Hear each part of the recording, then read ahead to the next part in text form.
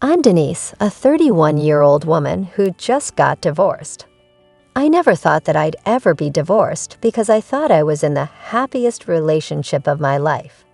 But when I looked closer into it, I realized that my marriage was very far from perfect. A lot of things contributed to it, so let me start from the beginning. I met Peter through a mutual friend. We hit it off pretty well from the start. Peter was a very attractive man with a very attractive personality. We began seeing each other and then dated for a good 4 years before deciding to get married.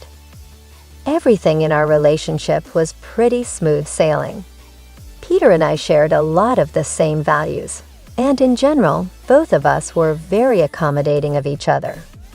The only issue we had was Peter's parents, Aura and Dave. They were nothing short of evil. The first time I met Aura and Dave, neither of them even glanced my way. When I got to the dining table, there were only 3 plates set out for the 3 of them. I was confused and very humiliated. Peter didn't speak up for me. He just kept his head down and looked away. I had to bring up the fact that I didn't have my own plate, and Aura acted dumb before saying that she had forgotten that I was there. Dinner after that wasn't any easier either. Aura and Dave pretty much ganged up on me and humiliated me. Peter was silent the entire time. Looking back, I guess that should have been an indicator of what my marriage to him would have looked like. I sat through every comment, and I was more than ready to go back home. I didn't know what I wanted to do.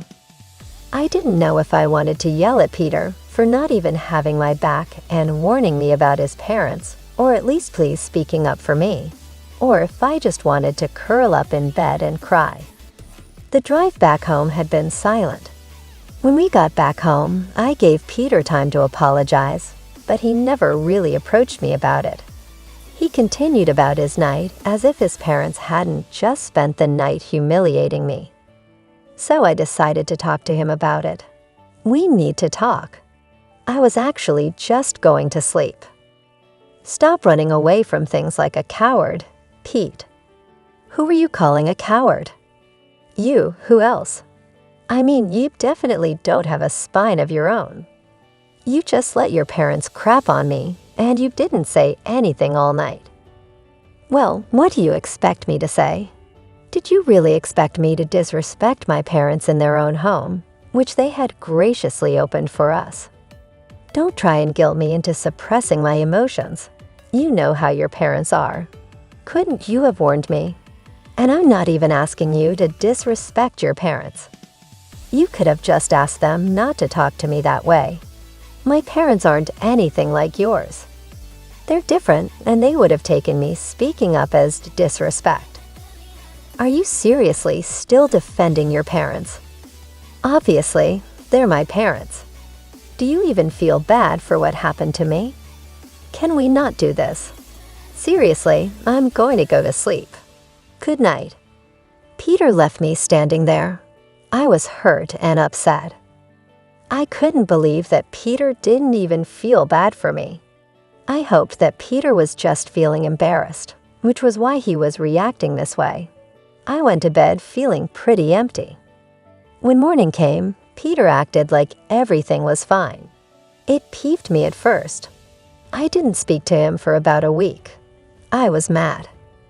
I didn't want to let go of my anger until he apologized, but that apology never came. I knew that it wasn't a hill I was willing to die on. I didn't want to let go of my relationship with Peter over that, so I started talking to him again. I tried my best to put his parents' behavior and his negligence behind me. It became an unsaid thing, but after our first visit to Aura and Dave's, we never went back or even made an effort to meet them. The next time we saw them was at our wedding. At our wedding, I pretty much avoided Aura and Dave like the plague. I tried my best to have as little contact with them as possible, but eventually I had to talk to them. They walked up to us at our reception to congratulate Peter and me on our marriage. There's my handsome son and his wife. Congrats, son. Thanks, guys. Yeah, thanks. So what plans do you have for your honeymoon then? We were thinking of going to Hawaii. Why not someplace abroad? Oh, we don't have the budget for that nonsense. We'll fund it, seriously. Yeah, but we have one condition. We'll join you guys and make it a vacation instead. Of course, that would be amazing. What place do you have in mind? We were thinking of Paris. That would be great. Denise has always wanted to go, isn't it? Yeah, excuse me. I need to go to the washroom. I was not happy with this. I wanted time alone with people. I mean, isn't that what a honeymoon is all about? Hawaii wasn't Paris, but it's still a beautiful place, and it was a place that I've always wanted to visit too. I didn't like that Peter just decided without even stepping away to ask me. I tried my best to let go of my feelings and enjoy the night, but I really wasn't feeling the mood anymore. I rode out the rest of the reception and rode back home with Peter quietly. I was drained of all my energy and had no energy to talk to him about why I was upset. I slept over it, and the next morning I still felt crappy about it. So I told Peter about it. I need to talk to you about something that's been bothering me. What is it? It's about the honeymoon plans. I felt like you decided without considering how I felt. Come on, my parents' offer is fantastic. You have to admit it. Paris is a dream destination, and you always wanted to go, right? It's not about the location. It's about the fact that we didn't even discuss it. A honeymoon is a special time for us alone. Well, we'll have alone time eventually. Right now it's a great opportunity, and we can't pass it up. Okay, but you know how your parents treat me. Is this really a smart decision? Look, my parents are trying to be nice. Stop overthinking things and ruining this for us. I just wanted us to have a say in our honeymoon. Is that too much to ask? You either calm or you don't. Don't think of all the negative aspects. Look at it as a chance to explore a new place with me. I don't want to hear any more of this. I have to admit that it hurt to hear Peter talk to me that way. Would he really be okay with me not coming along with him on this honeymoon turned vacation? I decided to just suck it up and go. The vacation was set to happen a month after our wedding. When the day came, we met with Aura and Dave at the airport. They greeted me with so much friendliness that I was caught off guard. They were unusually nice and caring. Since I was thrown so off guard, I guess I kind of closed myself off. They were nice for the first week in France. We still had another 3 to go. I was beginning to get used to their sudden change of behavior, but then they slowly started going back to their old ways. It started off with them making fun of what I was wearing. Aura would ask me if I thought that what I was wearing was smart. Some days they would make plans to go to these fancy places where they would deliberately exclude me from going in with them because they thought my clothes were embarrassing. Keep in mind, I was dressed more than decently and even got complimented for it by the few French people we interacted with. Then they started leaving me out of things for no reason. They would take Peter with them and go off with him for a good portion of the day and not tell me about a thing. I think I spent a good portion of my time at the hotel itself. Then came the comments about my weight and what I ate. If I ordered anything other than salad, Aura would make jabs at me, all the while she was stuffing her face with steak. Throughout the entire thing, Peter would never say anything. Sometimes I'd even catch him holding himself back from laughing. I was honestly more than ready to go back home. I counted down the days till it was time to leave.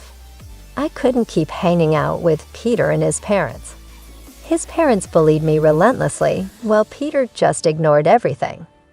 I knew that I was going to have to talk to Peter about this later too, because every time I tried to talk to him, he never seemed to understand or want to hear about it. On our last day there, I decided to get Peter and my passports and tickets all organized together. Peter handed me his tickets, but when I asked him about my tickets, he said he didn't have them. It was odd that Orrit and Dave hadn't handed me my ticket, but I was so absorbed with surviving this vacation that the weirdness of the situation never really got to me. Anyway, I went up to Orrit and Dave's room and knocked on the door. "Hey, Orrit, we'll be leaving tomorrow, right?" "Oh yeah, Peter, Dave, and I will be leaving in 4 hours." "What? What about me?" "We forgot to buy your ticket." "Whoops. Is that all you have to say? How could you possibly have forgotten to book my tickets?" "Calm down, Denise. We'll buy you your own tickets." "It's okay." "No, it's not okay. They can't keep pushing me to the side, and you can't keep supporting them, Peter. She can't buy the same tickets as us." "What do you mean all tickets on our flights are sold out?" "Great. What are you going to say about this, Peter?" "I'm sorry." "No, sorry won't work. What's your solution?" "First of all, stop pounding my son. Talk to him with respect. Secondly, figure out your own solution. He's not responsible for your issues." "Peter, would you stay back at least?" "But I want to go to Turkey." "He's coming with us. Figure out your problem yourself." I was beyond shocked by this news. As Peter and I left their room, I tried asking him over and over again to not leave me alone, but he just looked away from me in embarrassment. He told me that his parents had paid for this trip from their retirement fund for him, and he wasn't going to disrespect them like that. I didn't say it at that time because I was so appalled, but all I could think about was, what about how your parents are disrespecting your wife? I watched Peter pack his bags through tears. He barely looked at me or even apologized. He never even offered to pay for my ticket back.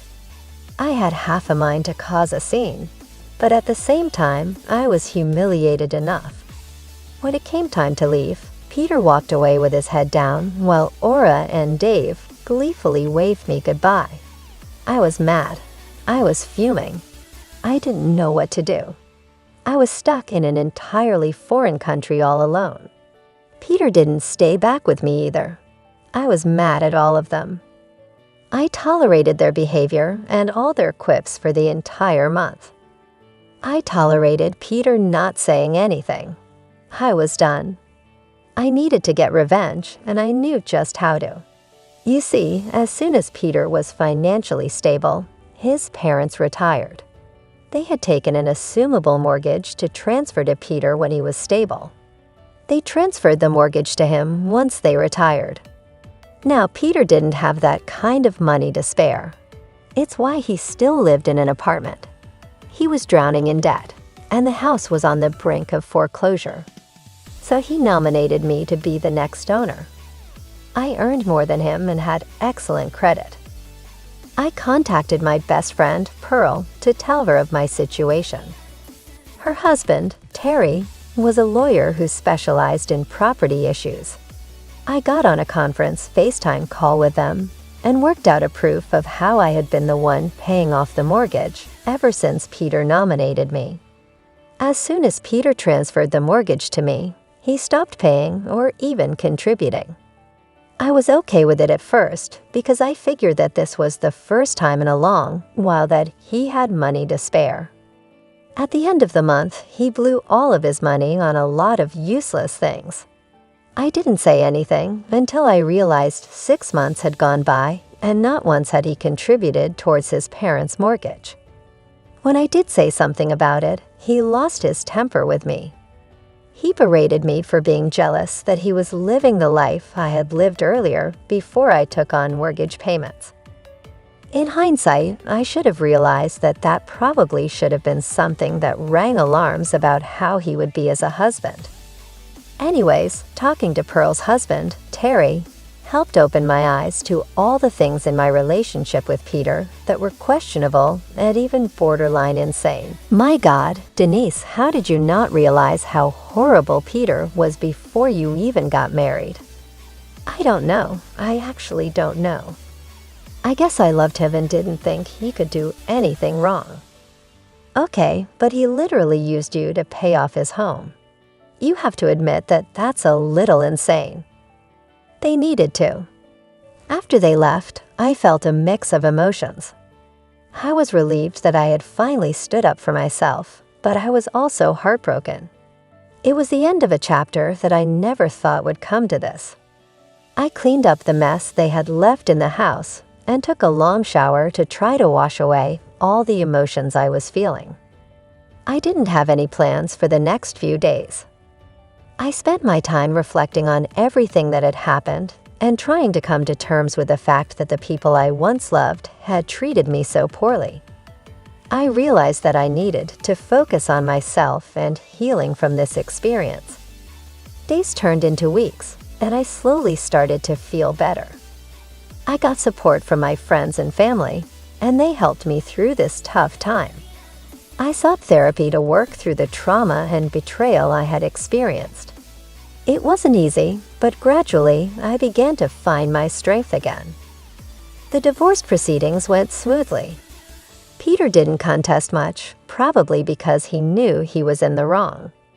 I was granted the divorce and full ownership of the house. I decided to sell it eventually.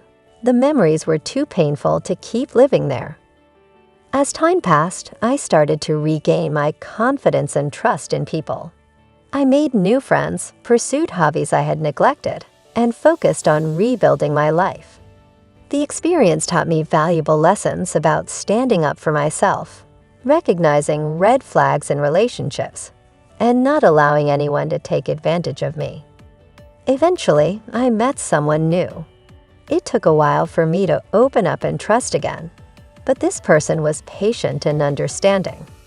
They showed me what a healthy, respectful relationship looked like. We took things slow, and step by step, I allowed myself to love again.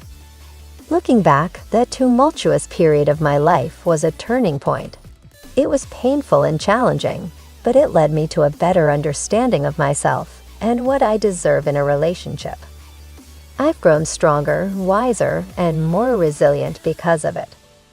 I share my story not to dwell on the past, but to remind others that even in the darkest moments, there's always a chance for healing and growth. It's essential to value yourself, set boundaries, and never compromise your self-worth for anyone.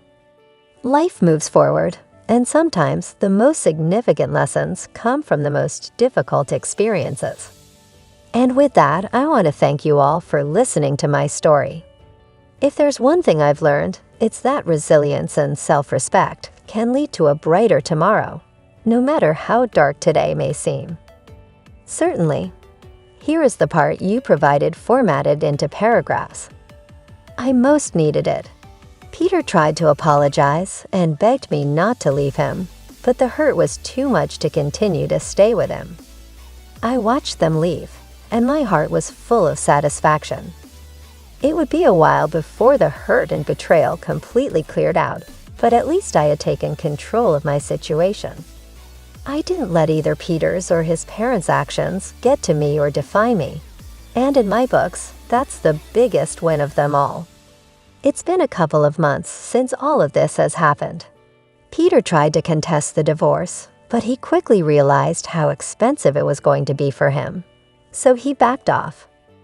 The last time I heard about their situation, I found out that they had stayed with a bunch of relatives before they could afford an affordable place.